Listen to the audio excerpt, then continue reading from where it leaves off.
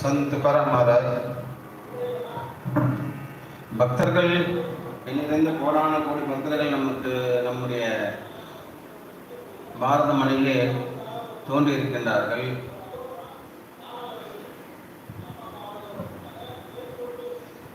ஆனால் விரல் விட்டு எண்ணக்கூடிய ஒரு சில பக்தால் மட்டும்தான் நம்முடைய இருதயத்தில் நம்ம உலகத்தில் இன்றைக்கும் நினைக்கின்ற அளவுக்கு சாதனைகளை செய்து கொண்டிருக்கிறார்கள்.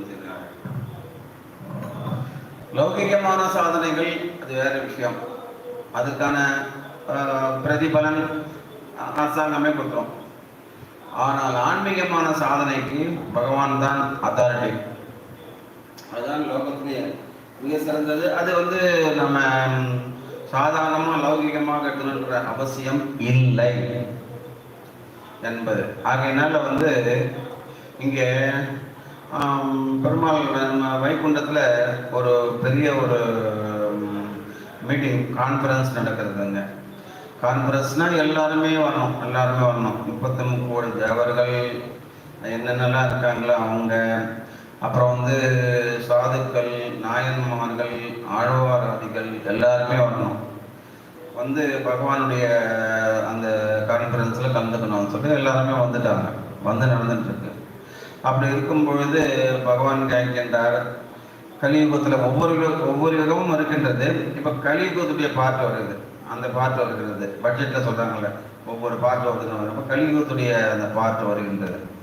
பாட்டு வரும்பொழுது கலியுகத்தில் ஜனங்கள் எப்படி நடக்க வேண்டும், எப்படி வழிமுறைகள் என்று தெரியாத அளவிற்கு அவரவர்கள் நினைத்த விஷயத்தில் நடப்பதால் பல தவறுகள் ஏற்படுகின்றது, எதிர்ப்புகள் ஏற்படுகின்றது, சண்டை ஏற்படுகின்றது, சச்சரவுகள் ஏற்படுகிறது. இவைகளை நிவர்த்தி செய்ய நம்மள் ஒருவர் பூமிக்கு போக வேண்டும். பூமிக்கு போயிட்டு இதான் வாழ்க்கை என்பதை நாம் காட்ட வேண்டும். அதுக்கப்புறம் அவங்க எப்படி பண்ணுறாங்க அது வேறு விஷயம். நாம் செய்ய வேண்டிய கடமை நாம் செய்ய வேண்டும் இல்லையா? அதுக்கு யார் நீங்கள் இங்கே கீழே இருப்பா, நீங்கள் பூலோகத்துக்கு போகிறீங்க அப்படின்னு சொல்லும்போது யாருமே கைத்தர்களாக இப்போ கை கட்டிட்டு இருக்காங்கல்லாம், எல்லாருமே கை கட்டிட்டு இருக்காங்க. ஒன்றுமே புரியல அவங்களுக்கு. எப்படி அது ஒரு விஷயமே கிடையாது அவங்களுக்கு அப்படின்ட்டு அவங்க யாருமே இப்போ போக விரும்பலை. அப்போ ஒருத்தர் மட்டும் சொல்கிறார், வேதம் 100 பிராயம் 100. அப்போலாம் நம்முடைய தாத்தாக்கள் பார்த்தீங்கன்னாக்கா அதிகமாக 100 வயதுக்கு மேலே தான் வாழ்ந்துருக்காங்க. அப்போது குறைந்தபட்சம் பார்த்தோம்னா 100 வயசு, அதுக்கு மேலே வாழ்ந்துருக்காங்க. 125, 150 இப்படிலாம் வாழ்ந்துருக்காங்க.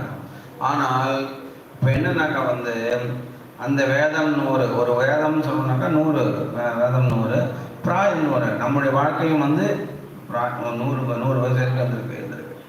பிராயம் 100. அதில் மனுஷர் தான் புகுவர் எனும் பாதியில் உறங்கி போகும். அந்த 100 வருஷம் நம்மளுக்கு கொடுத்தாலும் கூட பாதிக்கு பாதி நாம் தூங்கிடுறோம். நேச்சுரல் அது. பாதியில் உறங்கி போகும். நின்றதில் 15 ஆண்டு, மீதி பாதி ஆண்டு.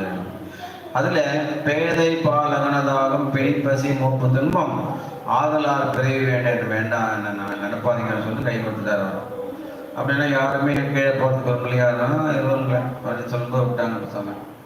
அப்புறம் சரி கான்ஃபரன்ஸ் கலையிலாமான்னு சொல்லும்போது ஒருவர் மட்டும் கை தூக்கின்றார். ஏன்னா துக்காராம் மகாராஜ் அவர் என்ன சொல்கிறாருன்னா நான் போகிறேன் அப்படின்னு சொல்லும்போது பகவானுக்கு சந்தோஷம்.